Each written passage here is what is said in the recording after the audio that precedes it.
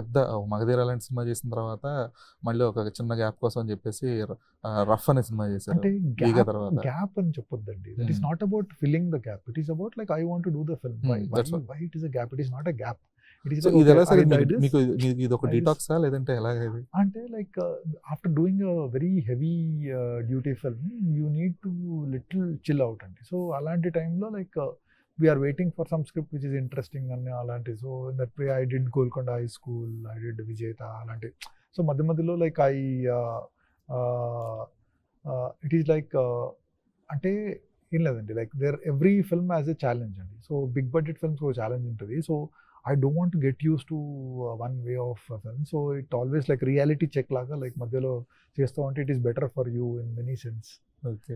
But learning experience ఏది బాగుంటుంది? ఒక కంఫర్ట్ జోన్ లోకి వెళ్ళిపోవద్దండి ఎప్పుడు. సో లైక్ లిటిల్ డిస్కంఫర్ట్ ఉంటేనే ఎప్పుడు కెరియర్ లో బాగుంటుంది. బట్ లెర్నింగ్ ఎక్స్‌పీరియన్స్ ఏది బెటర్ ఉంటుంది sir? Both are the same అండి. లైక్ అంటే లైక్ జస్ట్ బికాస్ బడ్జెట్స్ ఎక్కువ ఉన్నాయండి, నథింగ్ విల్ బి వెరీ అంటే బడ్జెట్ ఎక్కువ ఉంటే దాని రిక్వైర్మెంట్, దాని టెన్షన్స్ చాలా ఎక్కువ ఉంటాయండి. So in the same way like చిన్న బడ్జెట్ ఉంటే దాని రిక్వైర్మెంట్స్, దాని టెన్షన్స్ వేరే ఉంటాయండి. So both are learning experience అండి. It is nothing like this is comfortable, that is comfortable. But budget ఉంటే కొద్దిగా ఆ కంఫర్ట్ వేరే ఉంటుందండి, which is always better. So like it is better when high అంటే డబ్బులుండి కష్టాలు ఉంటే కొద్దిగా హాయిగా ఉంటుంది.